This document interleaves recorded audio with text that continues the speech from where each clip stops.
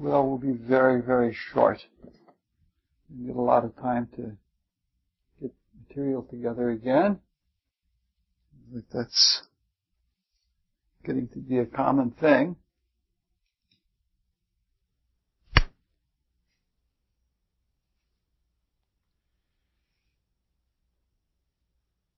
Start almost back from the beginning.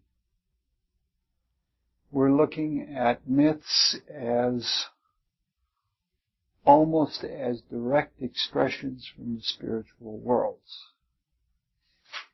That is, we're talking directly about God, we're talking directly about forces that emanate from the divine beings and the way that they emanate in story form.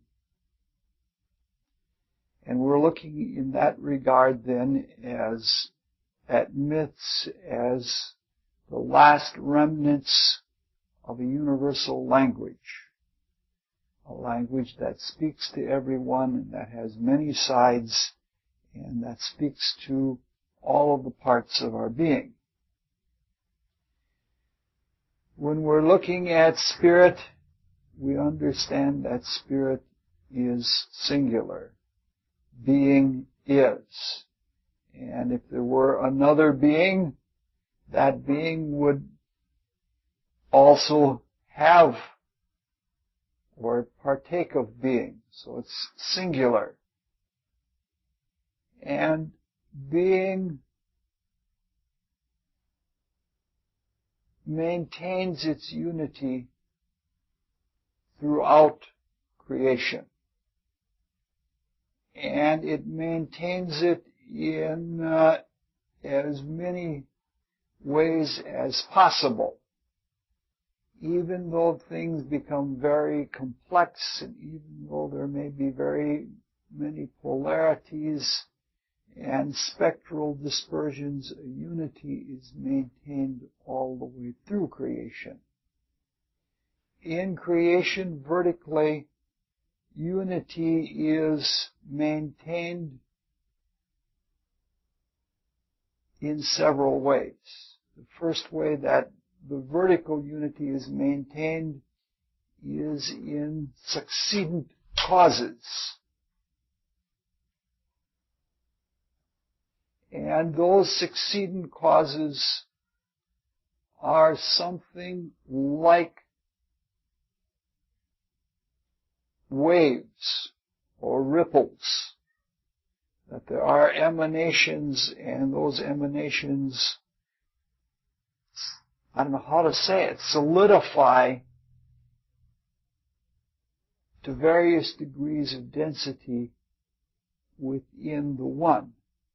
That is to say, from the viewpoint of the spirit, there are succedent causes, and from our viewpoint, there are antecedent causes. Meaning to say that behind the world of matter, there is a world of energy that animates and moves matter. And behind that energy is motivation, which gives reason for moving, and thus and so on. And so there is a unity in that cause follows consequence in the creativity.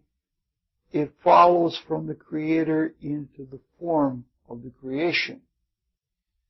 This also works through a bidirectional flow, so that the manifestation from spirit as it projects itself into matter, into the unknown, there is also another unity of cause and consequence, that there is experience that returns to spirit from matter or from the unknown. And so there is a unity of cause and consequence that way.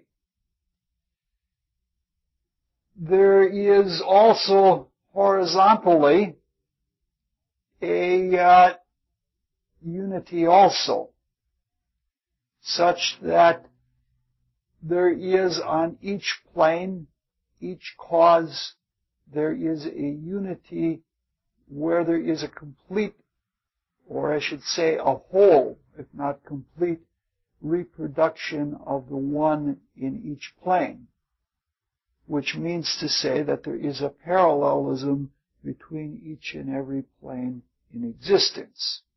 And then there is the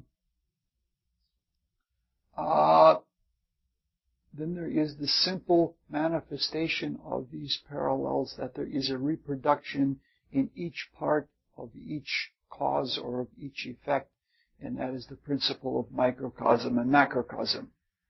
That is, the whole or the one reproduces itself in each atom or within each being within the whole.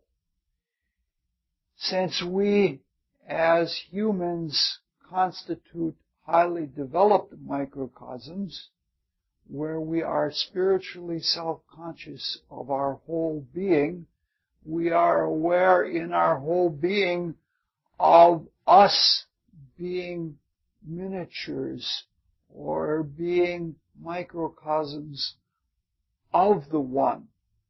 And we are aware of all of the parallels on the different planes of existence within ourselves. We're looking at the growing awareness of this spiritual unity. We're trying to reach initiation where we wake up to this spiritual knowledge or intelligence within ourselves on each level of our existence. And the deeper we go within, the more universal we become in our understanding, the more we come to the simple but more deeply purposeful causes behind all of existence. That being the case, we're looking at initiation. We're looking at getting at the heart of the cosmos within the heart of our being. And we're looking at myths in that regard. And when we look at myths in that regard, we're trying to find, for example, the hero within ourselves. We're trying to find the way these spiritual forces work within our being and live out these stories so that we ourselves can fulfill the purposes of existence. And in the same way that the life or the energy of spirit expresses itself in the language of mythology as a story, we're trying to follow the stories of myths and the myths of heroes to that unfoldment. And that brings us right about to where we are. We want to look now at one of the special features of a quest myth. We talked about it the last time, and we said one of the things about a quest myth is that there is a group of heroes that all work together with some teamwork, and they come usually into some kind of formation that represents the formation within the cosmos, or any one of a number of formations within the cosmos, and we're looking at that. And in light of what we've just said, we are looking inside of ourselves for a formation, and that formation represents the relationship of various principles of creation and of manifestation and of being within ourselves. We could do it for the entire round table. We don't have time to do that really, and so we're going to pass that all by. We're not looking at all of the story of King Arthur and the Knights of the Round Table. We're looking only at the quest for the Holy Grail that is called the Sangreal.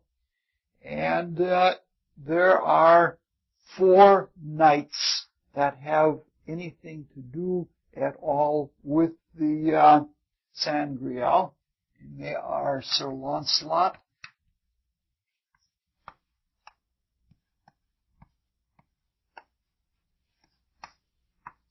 Lancelot du Lac.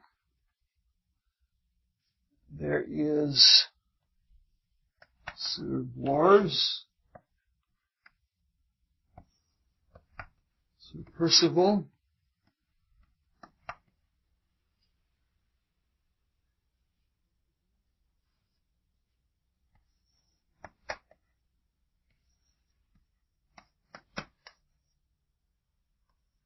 Sir Galahad. Sir Lancelot is the son of Ban, who was a French king, and in his time he is the greatest knight of the Round Table. He is the best friend of Arthur, he is the cuckolder of Arthur, and he is sometimes a madman. Sir Borhart de Gonesse, commonly called Sir Bors, is the son of King Borhart of France, and in some way related to Lancelot. It's not clear whether Ban of France and Borhart of France are brothers. Some versions say yes. Some just say that he's cousin, and the way the English use the term cousin, it could mean any kind of blood relation. Even uncle sometimes means almost any blood relation. Sir Bors is also the brother of Sir Lionel. Sir Percival is the son of King Pellinore, who was one of Arthur's good friends, and Sir Percival is sometimes called the flower of the knighthood of the Round Table. Sir Galahad is the son of Sir Lancelot and Elaine, the daughter of King Pelles.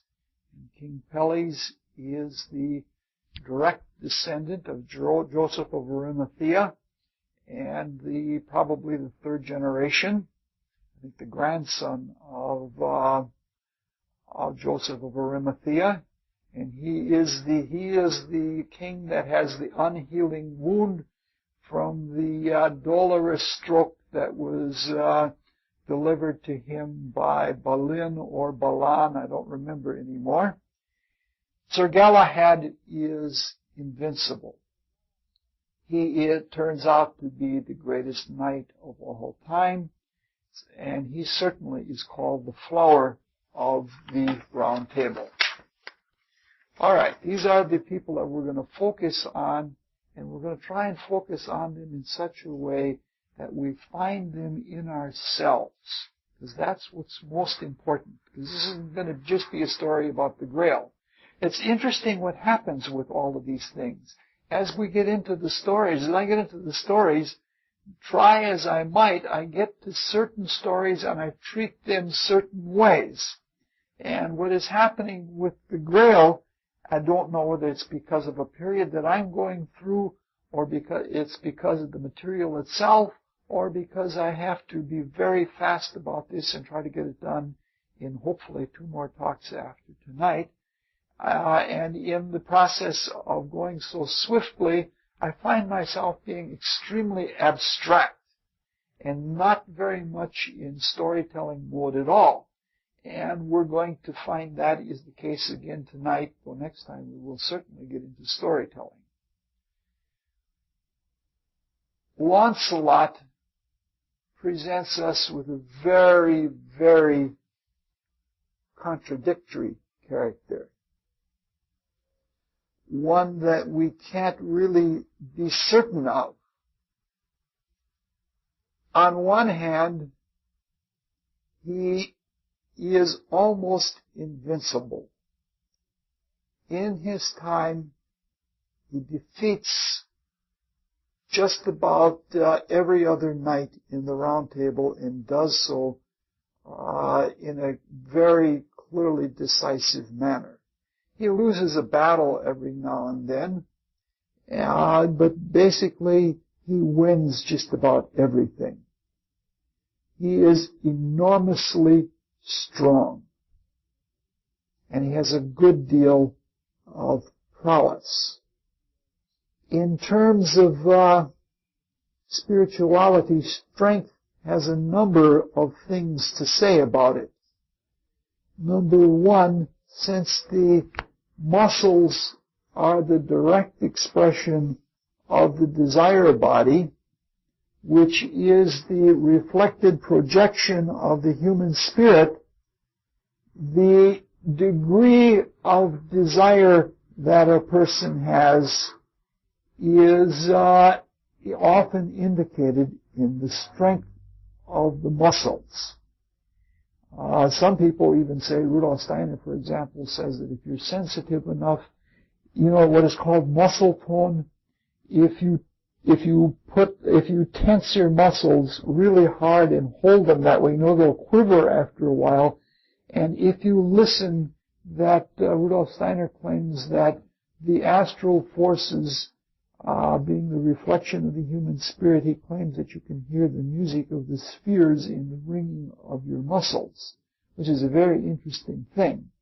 So it seems reasonably safe to conclude that Lancelot is strong because of desire, and because he is quite a serving knight.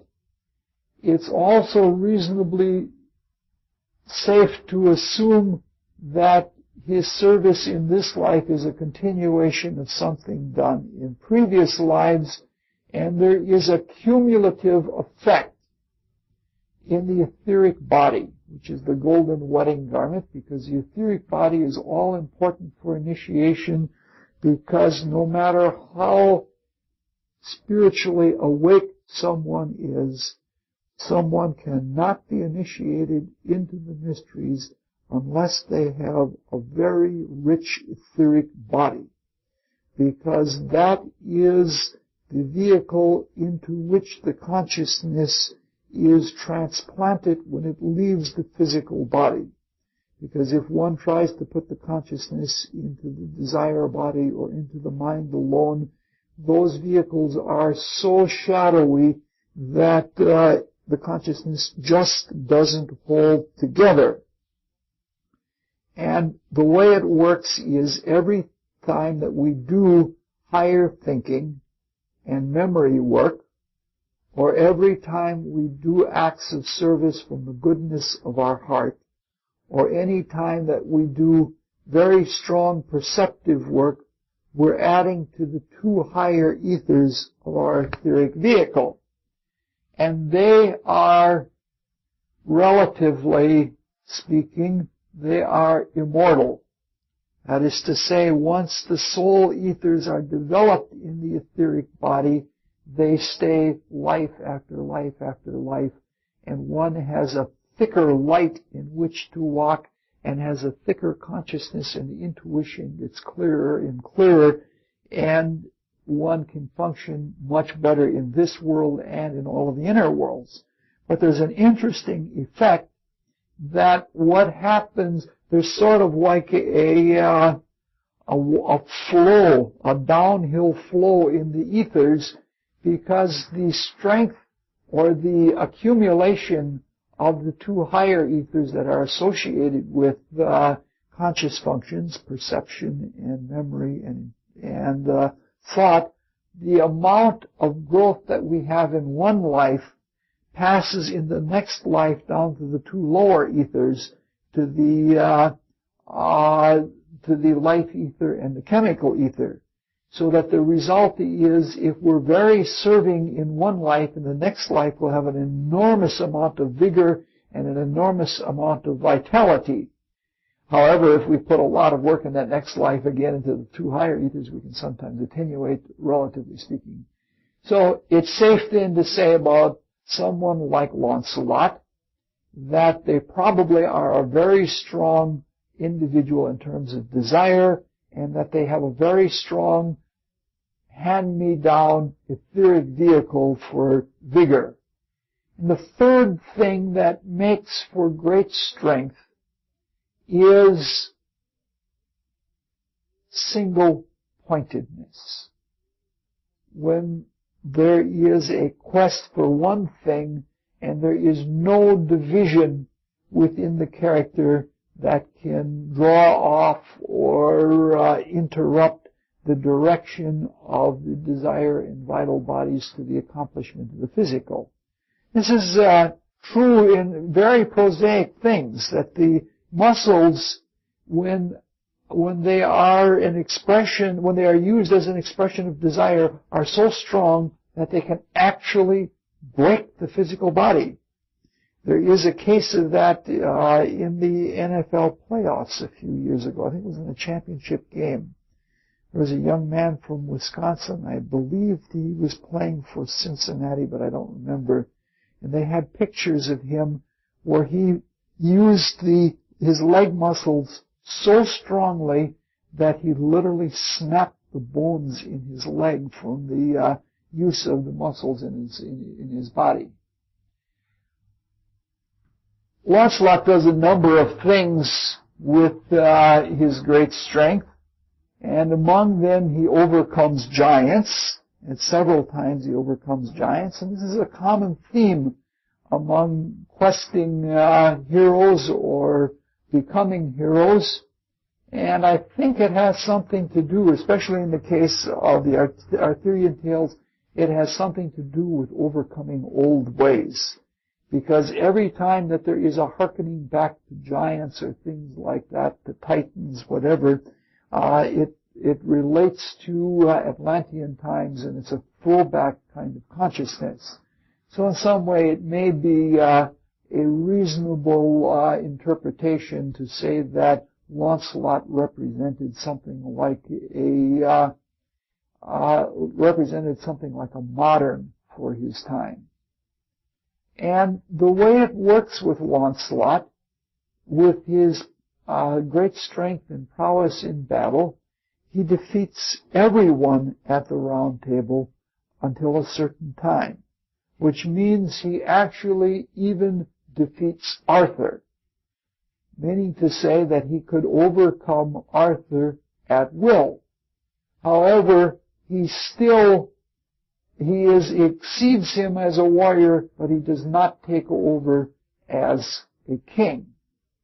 We'll talk a little bit more about that later. Another thing about Lancelot is he's very physically beautiful. And there are several ways I think that great physical beauty occurs in the body. I think there are, I don't know how to say it, it's almost, in order to appreciate it, one almost has to speak from only intuition. There are some people that are very beautiful and they are very pretty, but when you look at them, that statement that beauty is only skin deep is true. It is that it's as if they spent all of their time in between lives practicing building a pretty body. And these people are very often extremely neurotic and very troubled, and they value their prettiness to the point where in the weakness of their soul and their neurotic tendencies that their beauty becomes almost a curse to them. And there's another kind of beauty, and that's a kind of beauty where the physical vehicle becomes an expression of the inward moral character. It strikes me, that some people are just so beautiful that they don't have to be pretty and they don't have to have all of the symmetries and all of those lovely features, but they're pretty anyway. Sometimes both are put together, and I tend to think that Lancelot was something like that. Now, it isn't told why Lancelot is not himself a king, but it is said in other ways that he really is a king. We're going to come to it in probably next week, if not that, in the final week, that Lancelot is a relative of Jesus, and he's the son of a king, so he is in that way probably a king, or has the royal blood in him. But there are other things that say it. Early in his knighthood, even before his encounters with the Grail and before he grows up, he's capable of healing people. And the ability to heal people used to be one of the only ways that you could tell a king. I think this goes all the way back to the time when the Mercurians and Venusians lived on the earth. That is to say, according to the mystery schools, those of the human life wave from Venus and from Mercury at one time came to Earth to help us in our wayward ways, and they each did different things. All of the arts and sciences were pretty much established by the Mercurians, as were the mystery schools. But the divine kings were the result of the Venusians, and I think in some ways there were even hereditary changes. According to the ancient Greeks, one way you could tell a divine king that it had the hereditary makeup going all the way back to Atlantis was that they had a tuft of purple hair.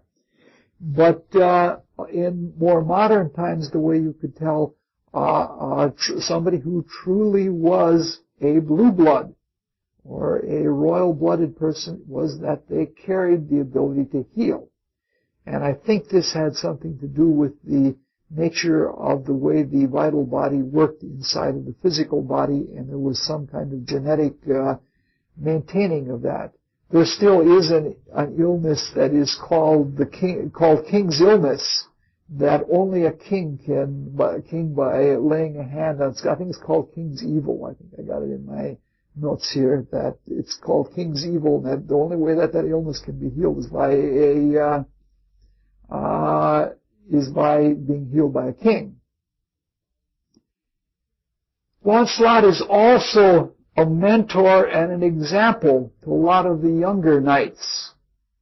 And in the same way that the people all look to the king, anyone who is a mentor like that, in some ways, Lancelot represented more of the spirit and accomplishment of the Round Tables than the Round Table and the knights than Arthur did, because Arthur was much more involved with statecraft and in judicious matters, and not so much in the activity of knighthood. Early, as he was establishing his kingdom, he was more involved with warfare, and when he had his battles with Rome and such like that, he was involved with the warfare.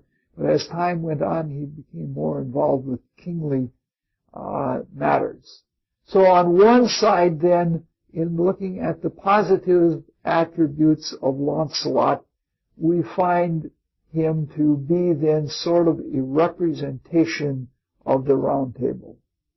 But not everything is perfect about Lancelot. He has some very, very glaring weaknesses, and they're glaring weaknesses even in knightly literature, because in knightly literature they make all of these high-blown statements about how wonderful this knight was and that knight was. It's almost like going to a racetrack and looking at the morning odds on different horses, and they're all built up to sound so great or something like that.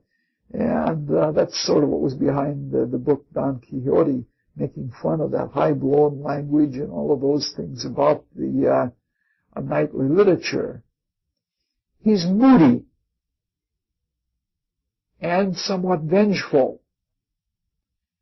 He's certainly not the worst that way.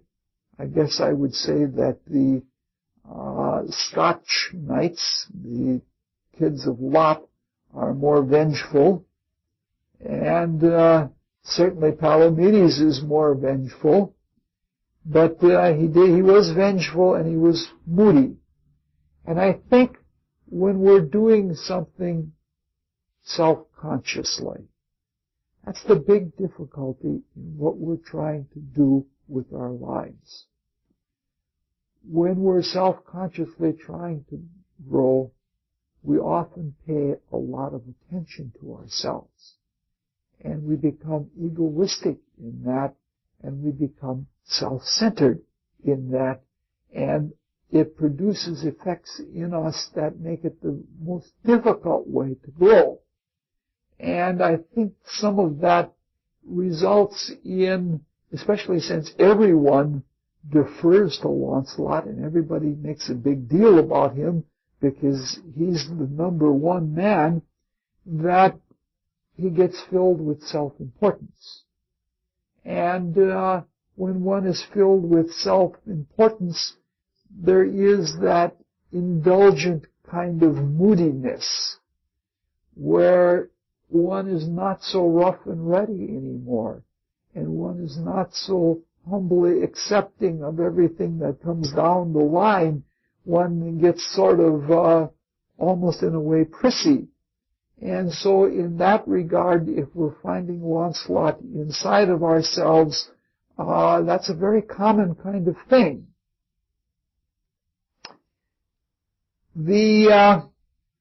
Another thing about Lancelot is sometimes he is very cruel and unfeeling.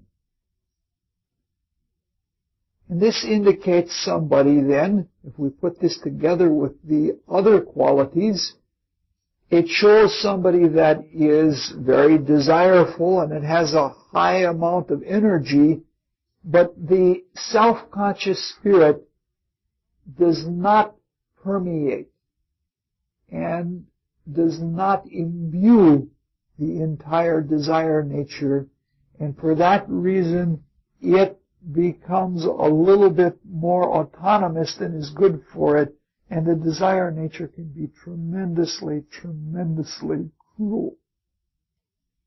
Then when we look further into the desire nature, we find that Lancelot is lustful, self-indulgently lustful. He cannot say no to his lustfulness. However, his lustfulness is singular. It isn't put upon many women, and it isn't described in a way that is forceful or anything like that. But the bad part of it is that it's the one woman that the lustfulness is focused on happens to be Arthur's wife, Guinevere. And we'll talk a little bit more about that in a little while. Clearly, the character of Lancelot, because he is monogamous, that is focused on one woman, shows that the internal feminine is the total character. If we see for a male the things of the spirit being manifest in the feminine form, we then see that the dweller, the threshold, must also appear as a woman, but also the divine that we look for in the alchemical marriage. The union with the higher self or with God through the composite of all of our good deeds must also appear as feminine to us. However, if we're not really well developed in the feminine, we don't have a sense of things. There are many different aspects of the feminine, and we don't have a hierarchical sense, a pyramid of values about the feminine, and someone who is lowly developed would find themselves interested in many, many different kinds of women indiscriminately. And the fact that Lancelot focuses his attentions on one woman indicates that he has a unified conscious development of the soul. You see what we're trying to do in this? We're trying to describe something in the character of Lancelot and find it in ourselves and understand general principles of psychology in a spiritual sense, that is the logic of the soul, and how it is constructed, and what we can conclude about the character of Lancelot, who doesn't consummate the Grail but gets close to it. He's definitely a martial type of hero, otherwise he couldn't be number one. But he has periods of madness. Remember when we talked about Heracles having periods of madness and slaying his own children and such like that, and his brother-in-law's children or his cousin's children? Well, Lancelot has periods of madness also, where he chews grass and does things like that. It's one of those things like a lot of the symbolism and a lot of the activities of madness come straight from the Bible. They take a strange form, but if you look at the madness of Nebuchadnezzar in the Bible and some of the things that he did, and then you look at Lancelot, you find that there are similarities between the two of them. So this is the case then of a martial type hero, someone who does things by force. Not only do they become cruel people, and not only do they become moody, but they're very subject to madness, because then when the spiritual qualities start working into the soul, and the soul is not yet old enough and mature enough, they turn into a kind of a frenzy, and that's what happens to somebody like Heracles. Much of his healing has to be done through penances, and many of them are quite humbling penances. Because the spirit isn't completely within him, because of the enormous pride that he has. Before a person can go mad, that means that there has to be a separation of the spirit from the control of its own vehicles. And so this means that there's a high degree of egoism in him, and the spirit doesn't come all the way through, and so he has to go through these humbling kinds of penances, and then in these humbling penances, the spirit does come into him. He's eventually healed by the Holy Grail. He doesn't actually get to take the Grail itself, but he has something like a close encounter of the third variety with the Grail, and it's sufficient to heal him. He goes back to some of his old ways in spite of all of that, and he ends up as a monk in the end. And we won't get a chance to talk about that because we won't get that far into the round table. Okay. If we're looking at hero myths and heroine myths as we have all year, and we see heroes as initiates and as the type of people we are trying to become, we should look at Lancelot in that regard. Lancelot is clearly not a hero. He does not accomplish the ultimate quest, and he has too many downfalls and is much too self-centered to actually be a hero. He gets to the door and he can just about knock, but he can't pass into the temple. He's something that is similar to a hero and something that is a precursory stage of development to the stage of developing as a hero. And that is a champion. And this is sort of a throwback to previous periods. A champion is something different. A champion is capable of subduing everybody else in his force. And in that activity, he becomes the representative of that force. But he doesn't actually do the miraculous things. He doesn't pass all of the trials, which are what the real heroes do.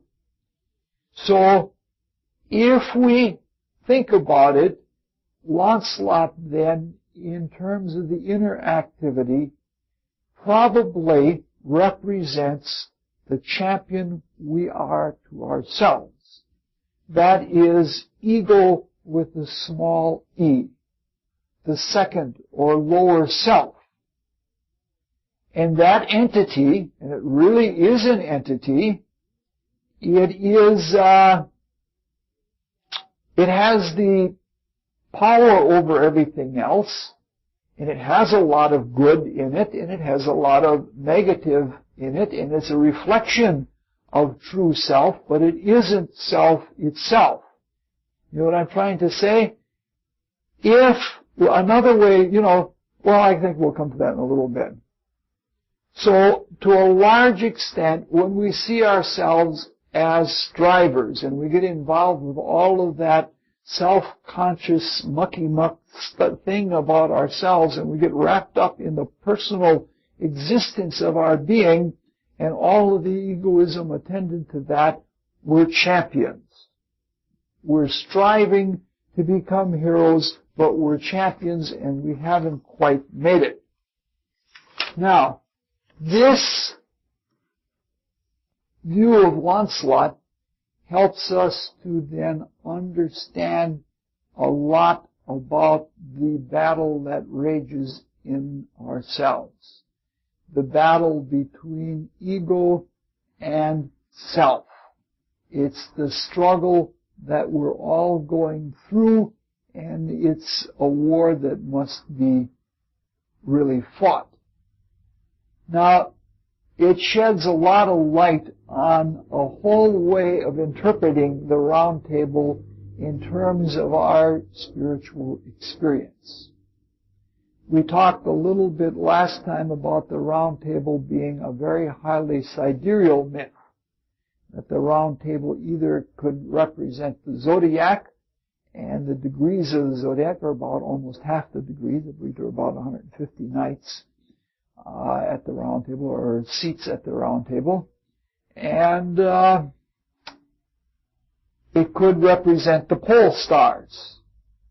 But there's another way of looking at it, and that harkens back to a phrase in the New Testament of the Bible. I believe it's from Revelation, where it says, the beast has many eyes.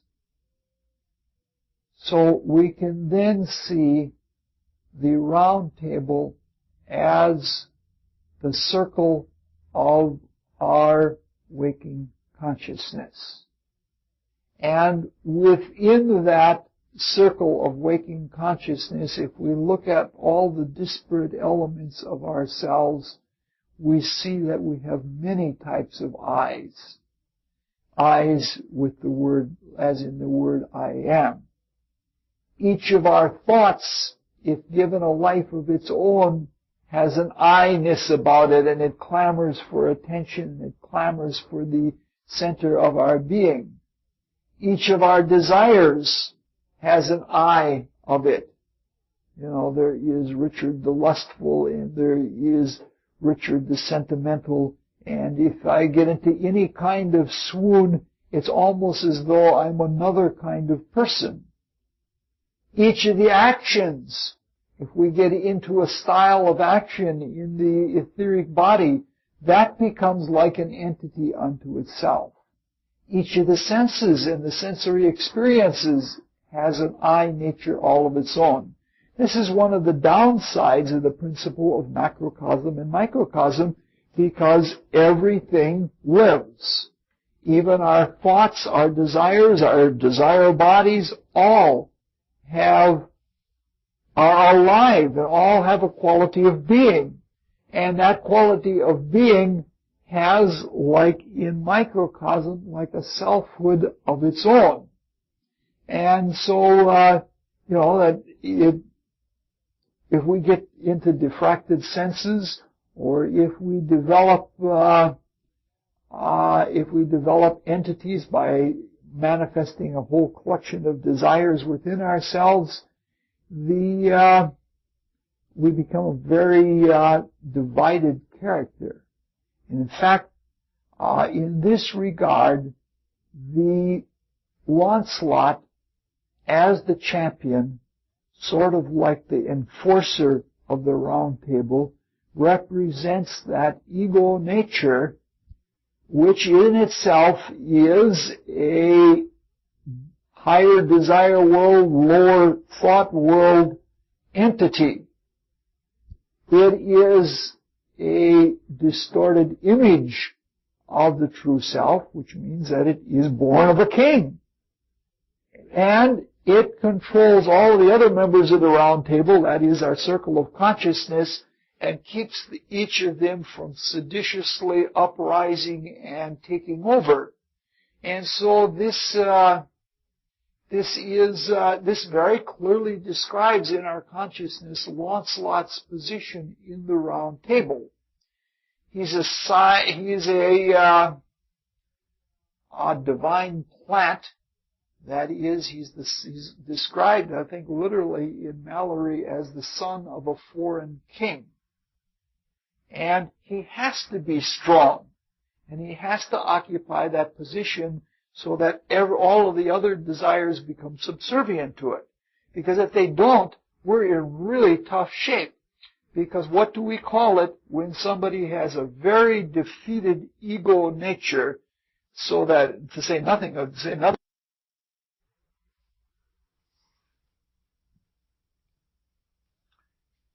multiple personalities are the immediate consequence of somebody that has low self-esteem and has never been allowed to develop it in a given life because the parents psychologically abused it from a very early age. So even though it becomes too strong for its own good, it's important that we have a strong sense of ego. This also describes the relationship between Lancelot and Arthur. If Arthur represents the central focus of consciousness, where both spirit and personality meet, individuality and personality meet, if Arthur tends more toward being self in the spiritual sense, that describes somewhat our relationship right now.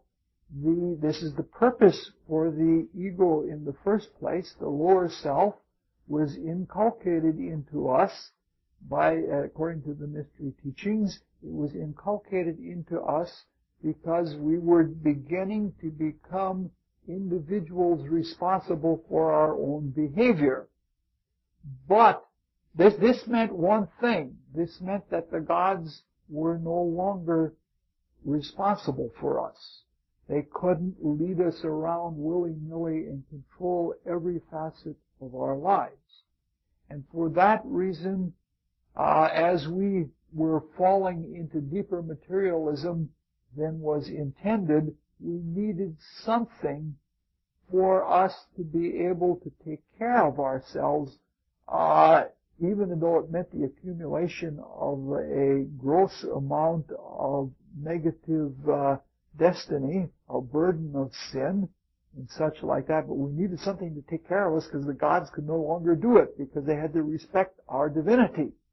And for this reason was why the desire body was stratified in the first place, and a thought form of an ego that was reflective of self was placed in it. And for that reason, that's why it exists.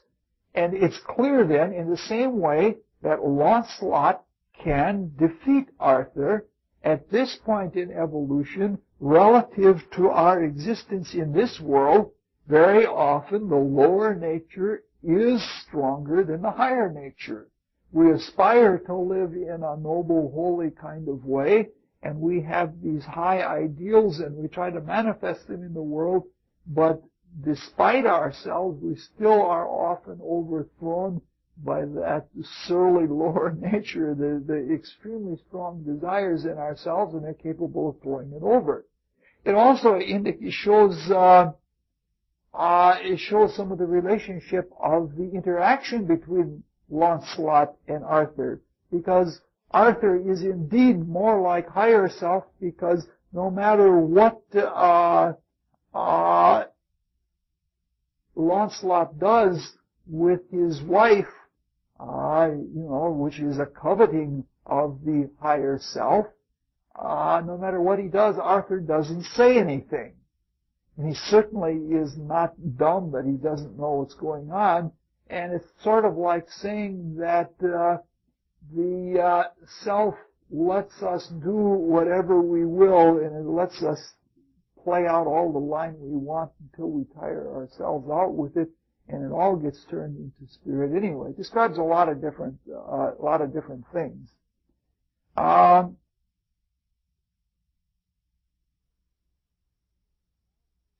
So this also describes then some of the flaws of Lancelot, because the personal ego, the lower self, is subject to all the limitations of the phenomenal worlds. It isn't perfect, and that's its virtue. Its imperfection or its limitation is the very quality that's strong about the phenomenal worlds.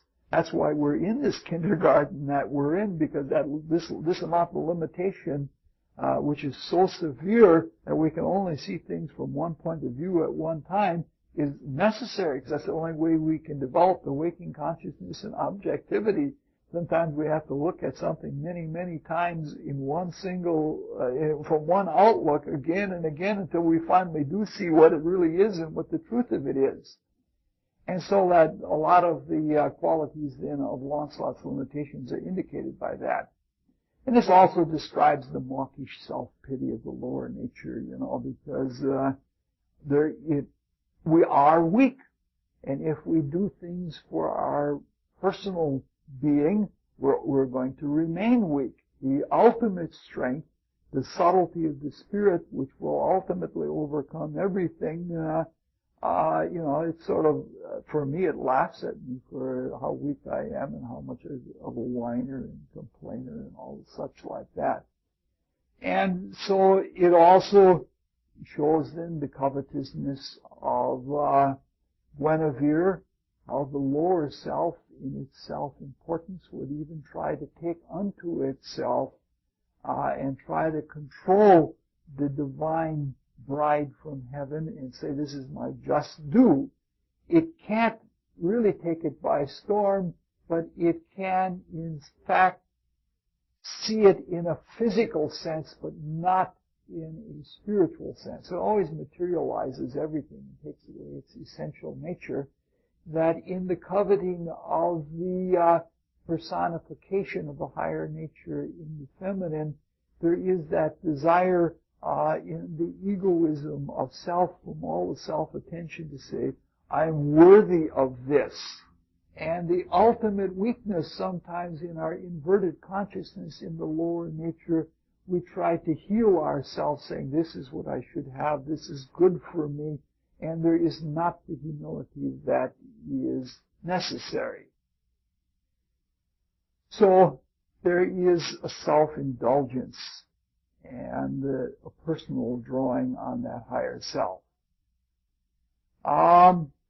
Lancelot is healed by the Holy Grail, and that healing by the Holy Grail is the reception of the higher spiritual consciousness, as we're going to see later on, and that is the way the personality is healed. But it takes a tremendous amount of humilification for that to take place, because we have to be ultimately open, and we have to be ultimately obedient to spiritual self and not self-willed in that lower kind of sense, and that is where the healing comes about.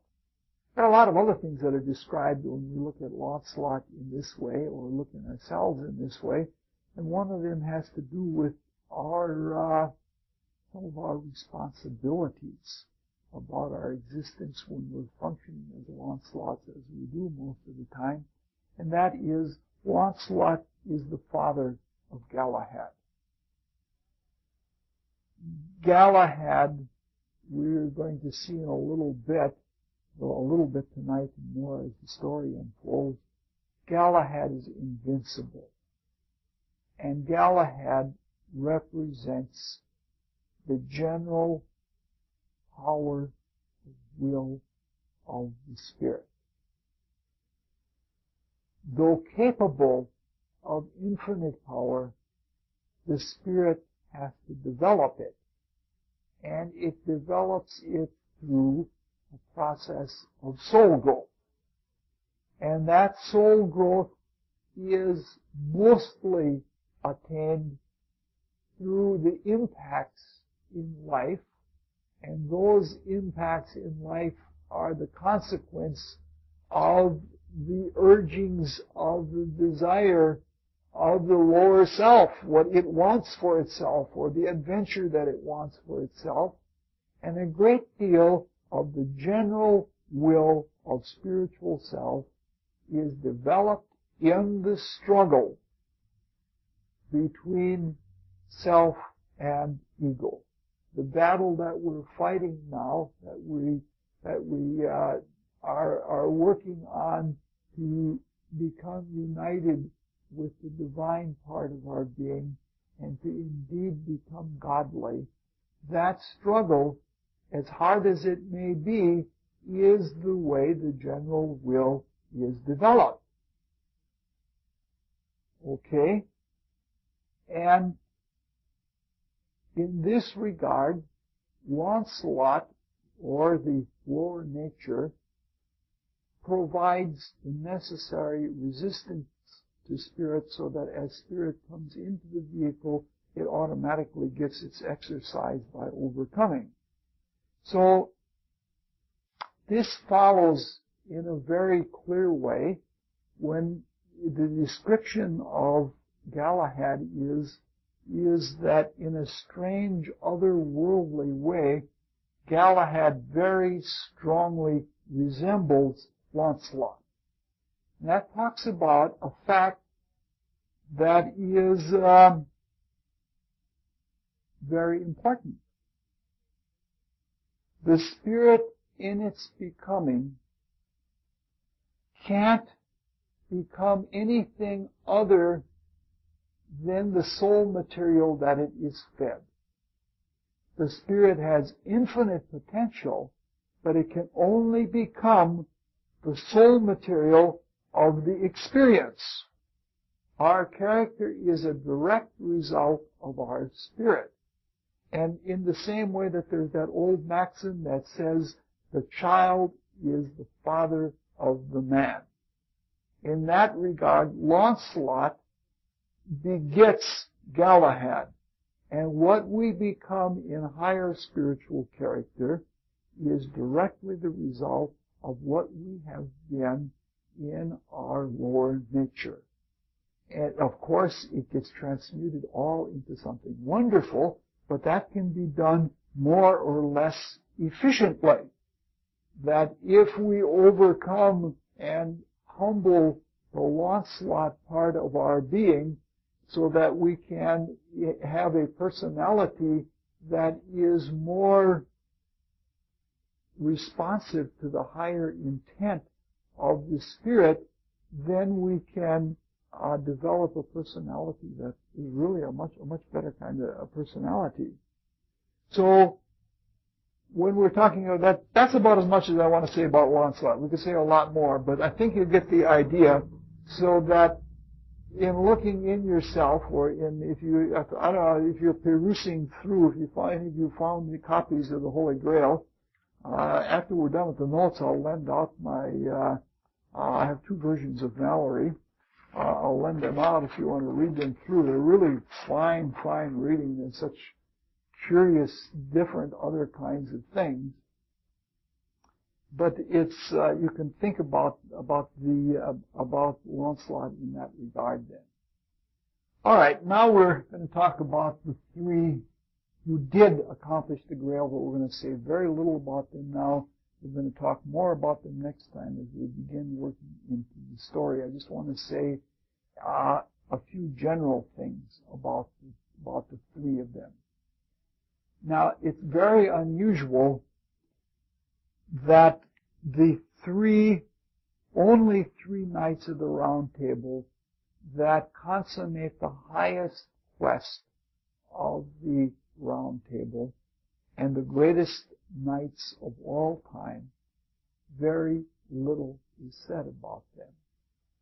There are books, even way beyond Mallory, there are books and other books about Sir Gawain, for example, the Solar Knight who can fight more and more fiercely as the day goes on until it gets to be noon, and then he gets weaker. He's very much a Solar Knight, and as the afternoon wears on, he gets weaker and weaker.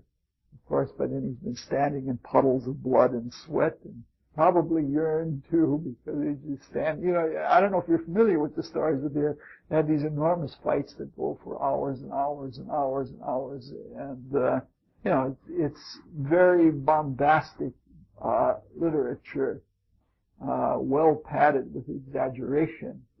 There's a whole book that is dedicated, for example, to Tristram or Tristan, as he's sometimes called. A whole book talking about him.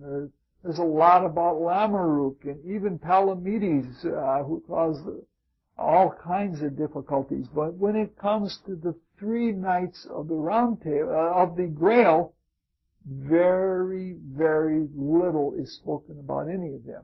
The only one that there are many descriptions of at all is Sir Percival, and we'll talk about the whys of that later on. And the strange thing is that these three knights are described not only in minimal ways, but in very fleeting and very shadowy ways. And from a mystical viewpoint, there seem to be two explanations for why this is the case. The three that consummate the Grail represent something that is completely transcendental. They represent something that is beyond concrete thinking. They represent higher spiritual faculties. And to us, from this point of view, being very much stuck in a gross matter that is thick, the things of the Spirit, even if we hear of them, we think of them in very materialistic ways, and the subtlety and the power and the glory of spiritual things is lost to us. It's vague and shadowy. The best we can do it sometimes is to have a bit of emotionalism about them. So it isn't then surprising that the things of the Spirit would seem very vague and very elusive. A second reason for this is that they do not each represent, unlike Lancelot, who represents a centralized ego, that this is the champion of the Round Table, that everybody has heard of Lancelot, and he is the center of everything. Each of these, with regard to the Grail story, does not represent a person in itself. Each of them represents an attribute of Spirit. That is to say, in the threefold nature of the Spirit, the Divine Spirit is represented by Galahad. The Life Spirit is represented by Percival. And the Human Spirit is represented by Boris. And these, relative to the whole true spiritual self, these are what surround the I in the triangle.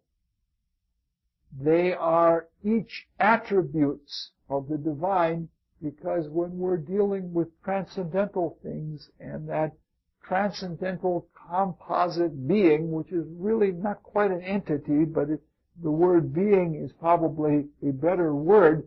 When we're looking at something like that, we're looking at something that is infinite. And the consummation of the Holy Grail, as we'll see it, happens when each of them leaves as an individual. I heard a talk just this last weekend on the Holy Grail by Gary Clark, and he was laying down, I don't think we're going to do it in here, but he gave the rules of the quest. If any of you want to hear the tape of that, I'll put a tape together so that you can hear that tape, because it would be supplemental and helpful to what we're saying here. He laid down all the rules of the quest and the kinds of things that happen on the quest.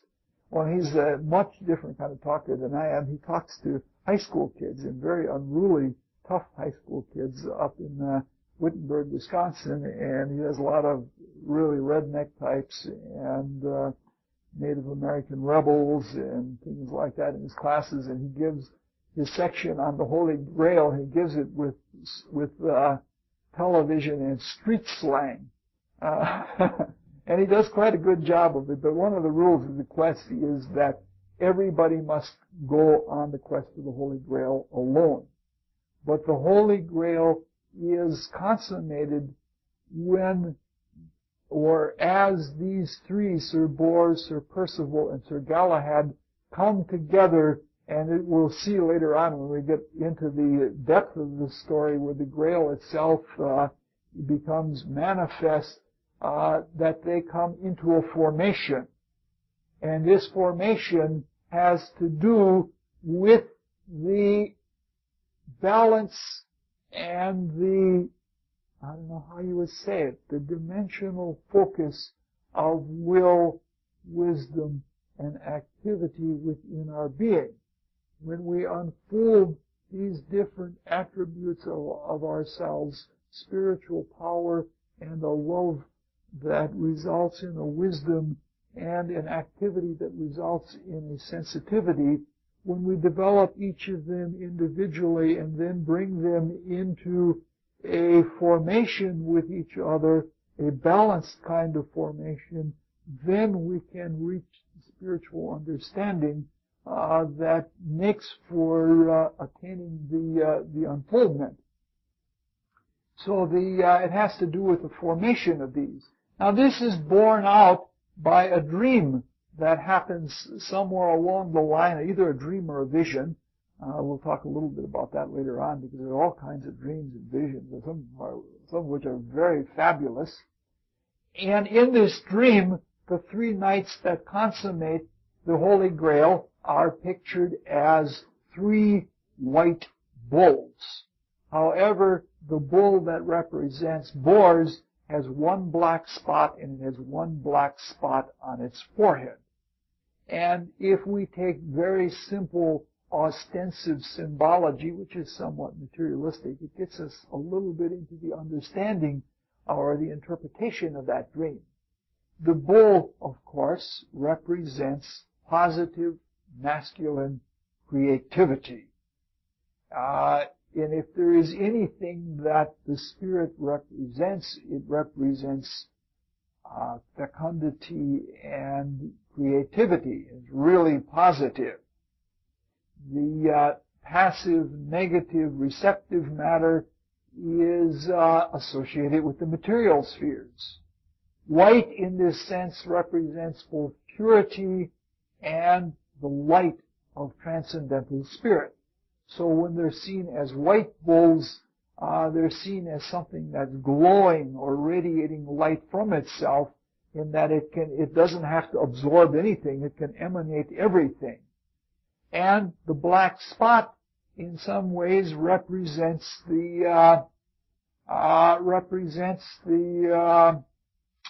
one touching point of material manifestation. Now, the way the dream is interpreted in the story of the Grail itself is that Percival and Galahad are virgins. And they are not only virgins, but they are chaste. Percival has a few tests with desire, but ends up being chaste. Galahad is utterly chaste. It is just no thought of sexual possession of another is to him at all. Both Percival and Galahad are aloof. They're above it and distant from it, especially Galahad, very, very aloof. Bors, on the other hand, is sexually active once in his life, and he's sexually active once in his life to conceive. And that once is supposedly that one black spot on the forehead. But there is another way of looking at this with regard to the spirit, and that is that the divine spirit and the life spirit are so-called realms of pure spirit, in that they are unbounded externally or internally. I hesitate to use the word infinite, but the word unbounded is better. Both in both externality and internality, there is no binding, there's no limitation.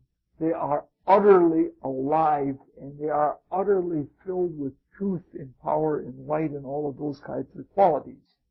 The human spirit, on the other hand, is focused in the realm of ideational thought. The realm of thought is divided into two parts, concrete thinking and ideational thinking. But the realm of thought is a quasi-material realm. It's not a completely transcendental realm. So we find in ideational thought, when we form an idea, or when we live within a principle, that principle is universal. It applies universally. So externally, it is unbounded.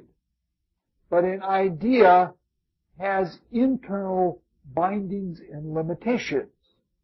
And each concept, each principle that can be put in a formulametric manner, even though it's universal, it has within itself limitations and it has within itself a structure. Therefore, if we look at the spirit as it focuses into the personality, the human spirit then is in a realm that is somewhat material, and it is bounded and it is limited. So it's quasi-spiritual and quasi-infinite, and at the same time it's quasi-phenomenal, and so that is another way of describing and indicating the nature of Bors, Percival, and Galahad. And it ties together perfectly with the interpretation of the dream that's given in the story itself, in the Mallory story, because the human spirit relates to the personage that represents it in the cosmos is what is called Jehovah, or the Holy Ghost, who is the being or the spirit that is in charge of the principle of generative activities. And so Bohr's activity in being generative in the one activity, because when it comes down to it in the cosmic sense, there is only one manifest cosmos. In the same way, there's only one manifest spirit. There are maybe many spiritual foci into this realm, but there's only one central cosmos, and it happens only once. And Bors also represents that state that we're all looking for in order to consummate the Holy Grail, which we're going to find has a lot to do with sex. As we talked about last time, we were talking about the general principles of the round table, that there was a lot to do with sex. And the fall of humanity having to do with the abuse of the sexual function, and one of the consequences of that fall is that we have become blinded and darkened in matter such that we not only sin, but we propagate those sins, and it takes us many, many replications in order to learn something, whereas the ideal should be the Sir Boer's manifestation, where you only have to do something once to learn your lesson. Once should be enough. One kiss, like from Brunhilde, should be enough for oh boy, I'm mixing myths here. Not a good idea. It's some funny trick on my consciousness. For Siegfried, one kiss should be enough to know, and that's all you need. And we should be able to learn all of our lessons from making only one mistake, and we should then be able to propagate them over many times.